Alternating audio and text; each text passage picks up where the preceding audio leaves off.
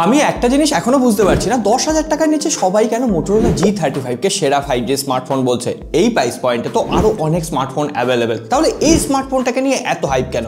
এই প্রাইস পয়েন্টে যেমন Vivo T3 Lite রয়েছে, তো আজকে আমরা এই স্মার্টফোনটার সাথেই কম্পেয়ার করে দেখবো আদপে মোটরোলা G35 কতটা স্ট্যান্ড আউট করছে। খুব সহজ সরল ভাষায় বুঝিয়ে দেওয়ার চেষ্টা করব, আপনারাও সহজ সরল ভাবে লাইক সাবস্ক্রাইব করে রাখবেন। আর যারা 10,000 টাকায় স্মার্টফোন কিনবেন বলে ভাবছেন, তাদের সাথে ভিডিওটা কিন্তু অবশ্যই শেয়ার করবেন, যাতে তারা ভুল সিদ্ধান্ত না নিয়ে নেয়।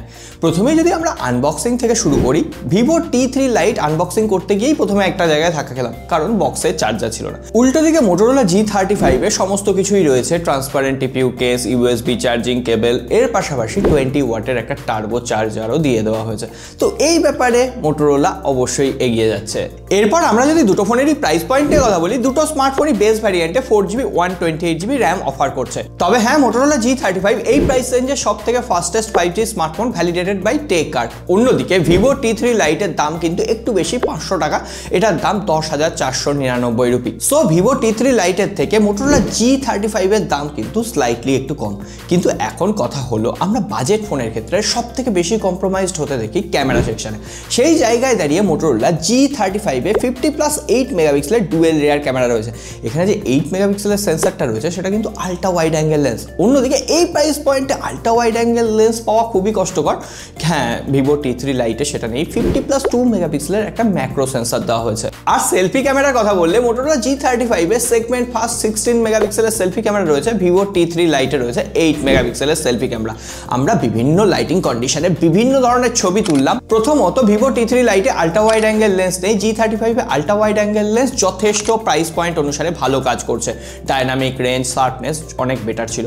আর এমনি প্রাইমারি সেন্সর দিয়েও আমরা বিভিন্ন ধরনের ছবি তুলেছি। লাইট ক্যাপচার থেকে শুরু করে একদম অরিজিনাল কালার প্রডিউস করতে পারছে কিন্তু মোটরোলা G35। এমনকি এক্সপোজার কন্ট্রোল, পোর্ট্রেট মোডে এজ টু এজ কন্ট্রোল, সমস্ত কিছু এই প্রাইস রেঞ্জ অনুসারে পারফেক্টলি ম্যানেজ করছে G35। অন্যদিকে Vivo T3 Lite এর ছবিগুলো একটু হলেও কালার ম্যানেজমেন্টে প্রবলেম করছে, কোথাও একটু ফ্যাকাশে হয়ে যাচ্ছে, কোথাও একটু ডিপ কালার দিয়ে দিচ্ছে, কালারটা একটু বুস্ট করছে, আর ন্যাচারাল মাঝে মধ্যেই লাগছে। একদম কনস্ট্যান্ট বেটার ফটোগ্রাফি যদি আপনি করতে চান, তাহলে সেক্ষেত্রে মোটরোলা G35 কিন্তু আপনার জন্য বেটার অপশন। আর সেলফি ক্যামেরার দিক থেকেও মোটরোলা G35 এর সেলফিগুলো যথেষ্ট শার্প ক্যাপচার হচ্ছিল, এমনকি স্কিনের যে কালার কম্বিনেশন সেটাও যথেষ্ট পারফেক্টলি ম্যানেজ করতে পারছিল। Vivo একটু হলেও সাদা করে দিচ্ছে, তবে ওভারঅল ক্যামেরার দিক থেকে মোটরোলা G35 নো ডাউট এগিয়ে থাকছে। তবে হ্যাঁ, মোটরোলা G35 এ ভিডিও রেকর্ডিংও কিন্তু 4K 30 FPS এ সাপোর্ট করে ব্যাক ক্যামেরাতে, কিন্তু হ্যাঁ Vivo T3 Lite এ 4K সাপোর্ট নেই। এই প্রাইস সেগমেন্টে প্রথম একটা স্মার্টফোন যেখানে 4K সাপোর্ট রয়েছে। সো ক্যামেরা নিয়ে উইদাউট কম্প্রোমাইজ যদি কোনো স্মার্টফোন চান, তাহলে মোটরোলা G35 কিন্তু এখানে এগিয়ে থাকছে। তবে মোটরোলার এই স্মার্টফোনটাকে নিয়ে সব থেকে বেশি আলোচনা হচ্ছে, কারণ এই প্রাইস রেঞ্জে সব থেকে ফাস্টেস্ট 5G স্মার্টফোন নাকি মোটরোলা G35।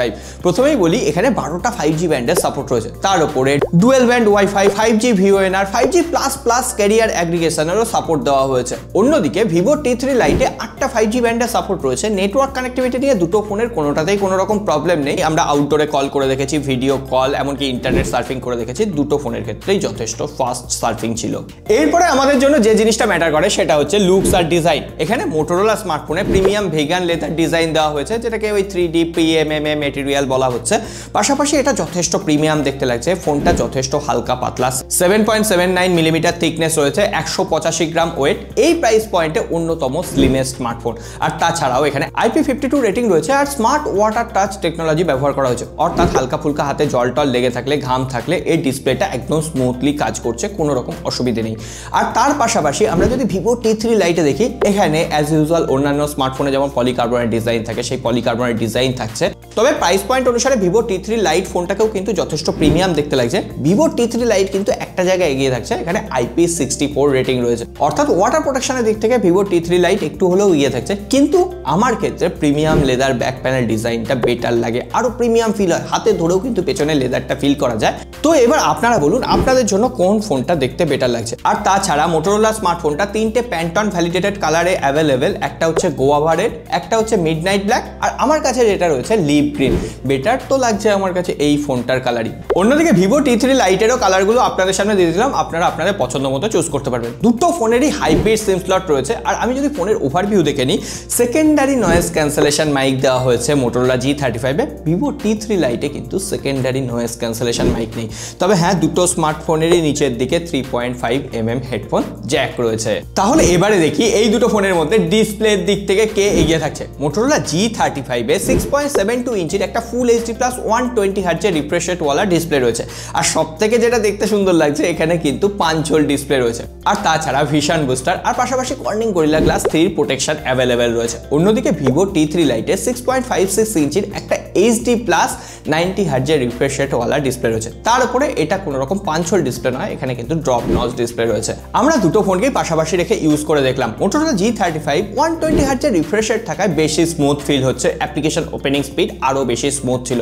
অন্যদিকে ভিভো T3 লাইটেও কর্নিং গরিলা গ্লাস 3 প্রোটেকশন রয়েছে, প্রোটেকশন নিয়ে কোনো রকম ঝামেলা নেই। আর পাশাপাশি মোটোরোলা G35 এ 1000 নিটসের পিক ব্রাইটনেস রয়েছে, ভিভো T3 লাইটে 840 নিটসের। তবে হ্যাঁ, ডাইরেক্ট সানলাইটে খুব একটা ভিজিবিলিটির অভাব হচ্ছে না, ভালোভাবে ইউজ করা যাচ্ছে। এবার যদি আমরা মাল্টিমিডিয়া এক্সপিরিয়েন্স নিয়ে কথা বলি, যেহেতু মোটোরোলা G35 এ ফুল এইচডি প্লাস ডিসপ্লে রয়েছে, তার কালার শার্পনেস, কালার অ্যালগোরিদম একটু হলেও বেটার ছিল। অন্যদিকে ভিভো T3 লাইটে 1440p পর্যন্ত ইউটিউবে ভিডিও দেখা যায়, কিন্তু মোটোরোলাতে 1080p 60fps এ ভিডিও দেখা যায়। তবে ওভারঅল দুটো ভিডিও স্মুথ ছিল। তবে কালার কম্বিনেশন, ভিউইং অ্যাঙ্গেলের দিক থেকে অবশ্যই মোটো G35 এগিয়ে থাকবে। এটা আপনারা স্পেসিফিকেশন দেখলেই বুঝতে পারবেন, কারণ একটা এইচডি প্লাস আর একটা ফুল এইচডি প্লাস। আর আমরা যখন এর সাউন্ড কোয়ালিটি টেস্ট করলাম, মোটোরোলাতে এই প্রাইস পয়েন্টে ডুয়েল স্টিরিও স্পিকার দেওয়া হয়েছে, ডলবি অ্যাটমসের সাপোর্ট রয়েছে। ভিভো T3 লাইটে ডলবি অ্যাটমসের সাপোর্ট নেই, আর উপরন্তু এখানে সিঙ্গেল স্টিরিও স্পিকার রয়েছে। সিঙ্গেল স্পিকার অনুসারে কিন্তু যথেষ্ট লাউড। তবে হ্যাঁ, মোটোরোলা যথেষ্ট ব্যালেন্স সাউন্ড প্রোভাইড করছে ডুয়েল স্পিকারে। এরপর বাজেট ফোনের ক্ষেত্রে আরো একটা ইম্পর্টেন্ট দিক, সেটা হচ্ছে পারফরমেন্স। এখানে মোটোরোলা G35 এ segment based Unisoc T760 processor ব্যবহার করা হয়েছে, যেখানে আমরা অ্যান্টুডু চেক করলাম, প্রায় 4,85,000 স্কোর এলো। UFS 2.2 storage type, DDR4X RAM দেওয়া হয়েছে, তার জন্য বেঞ্চমার্কও বেটার এসছে। আর আমরা যখন ওভারঅল ফোনটাকে ইউজ করলাম, ডেইলি অ্যাপ্লিকেশনগুলো একদম স্মুথলি হ্যান্ডেল করে দিতে পারছে, কোথাও কোনো রকম ল্যাগ নেই, ফ্রেম ড্রপ নেই। পাশাপাশি এখানে কোনো রকম প্রি ইনস্টল অ্যাপ্লিকেশনের ঝামেলা নেই। এটা আমার খুব ভালো লাগলো। দু একটা আছে যেগুলোকে আনইনস্টল করে নেওয়া যাচ্ছে।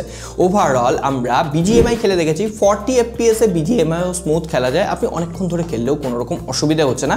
হ্যাঁ, দু একটা এক্সট্রিম মোমেন্টে গিয়ে হয়তো ফ্রেম ড্রপ থাকছে, আর সেটা এই প্রাইস অনুসারে মেনে নিতে হবে। অন্যদিকে ভিভো T3 লাইটে মিডিয়াটেক Dimensity 6300 চিপসেট রয়েছে, যেটার অ্যান্টুডু আসছে 4 লাখের আশেপাশে। আর ভিভো T3 লাইটেও ডেইলি অ্যাপ্লিকেশনগুলো ভালোভাবে ইউজ করা যাচ্ছে। তবে গেমিং এর ক্ষেত্রে কোথাও গিয়ে মোটো G35 এগিয়ে থাকছে। সফটওয়্যারের কথা বললে দুটো ফোনেই out of the box Android 14 থাকছে, ভিভোর ফানটাচ ওএস এর কাস্টমাইজেশন থাকছে। আর এখানে আমরা মোটোরোলাতে মাই UX পাচ্ছি, যেখানে ফ্যামিলি স্পেস থেকে শুরু করে সিকিউর ফোল্ডারের মতো বেশ কিছু এক্সক্লুসিভ ফিচার রয়েছে, থিঙ্ক শিল্ডের প্রোটেকশন রয়েছে। কিন্তু হ্যাঁ, ভিভোতে এই ধরনের কিছু নেই। আর ভিভোতে প্রি ইনস্টলড অ্যাপ্লিকেশন আপনি পাবেন, যেগুলোকে আনইনস্টল করতে পারবেন। হট অ্যাপস, হট গেমসও রয়েছে। তো ওভারঅল আপনি যদি সফটওয়্যার অপটিমাইজেশন, সফটওয়্যারের ফিচার নিয়ে কথা বলি, তাহলে সেক্ষেত্রেও মোটোরোলা কিন্তু অ্যাডভান্টেজ পাচ্ছে। হ্যাঁ, ফিচার হয়তো ভিভোতে বেশি রয়েছে, কিন্তু মোটোরোলার যে স্মুথনেস, ক্লিন ইউজার ইন্টারফেস, সেটা কিন্তু যথেষ্ট ভালো লাগছে। আর মোটোরোলা একটা বড় অপারেটিং সিস্টেম আপডেট, 3 বছরের সিকিউরিটি প্যাচ লেভেল আপডেট দেবে। ভিভো T3 লাইটের ক্ষেত্রে কত বছর দেবে এখনো আমি শিওর নই। আপনারা যদি কেউ অফিসিয়াল কনফার্মেশন জেনে থাকেন, অবশ্যই কমেন্ট বক্সে লিখে জানাবেন। কনক্লুশন পার্টে যাওয়ার আগে এবার একটু ব্যাটারি সেকশন নিয়ে বলে দিই। দুটো স্মার্টফোনেই 5000 mAh ব্যাটারি রয়েছে। মোটোরোলা G35 এ 20 ওয়াটের টার্বো চার্জের সাপোর্ট রয়েছে। অন্যদিকে ভিভো T3 লাইট স্লো 15 ওয়াটের। যদিও ভিভো T3 লাইটে আরও একটা প্রবলেম রয়েছে, বক্সে কোনো রকম চার্জার নেই, চার্জার কিনতে হবে। অন্যদিকে এই যে মোটোরোলা G35, এখানে 90 মিনিট লাগছে ফোনটাকে ফুল চার্জ করতে। আর একবার চার্জ করলে আপনি একদিনের ব্যাটারি ব্যাকআপ হাসতে খেলতে পেয়ে যাবেন, কোনো রকম অসুবিধা নেই। সো আজকে আর দেরি করবো না, এতক্ষণে আমি জানি আপনারা কনক্লুশন পার্টে পৌঁছে গেছেন। এবার বুঝলাম কেন মোটোরোলা G35 কে নিয়ে এত হাইপ, সবাই কেন 10,000 টাকায় এই স্মার্টফোনটাকে বেছে নিচ্ছে। আমরা যদি ডিজাইন থেকে শুরু করে ডিসপ্লে, পারফরমেন্স, ক্যামেরা সব দিক থেকে বিচার করি, তাহলে বেশিরভাগ ক্ষেত্রে মোটোরোলা G35 অনেকটাই তার আশেপাশের যে স্মার্টফোনগুলো রয়েছে সেগুলোকে বিট করতে পারছে। তো এবার আপনারা ফিডব্যাক দিন, ওভারঅল আপনারা এই দুটো স্মার্টফোনের মধ্যে কোন স্মার্টফোনটাকে চুজ করবেন, কমেন্ট বক্সে লিখে জানান। এই দুটো চুজ করুন বা না করুন, আমাদের সাবস্ক্রাইব বাটনটাকে চুজ করে রাখবেন, কারণ এই ধরনের সহজ সরল ভাষায় রিভিউ সবার আগে আমরাই বাংলা ভাষায় প্রোভাইড করতে পারি। সকলে ভালো থাকবেন, সুস্থ থাকবেন, দেখা হবে আগামী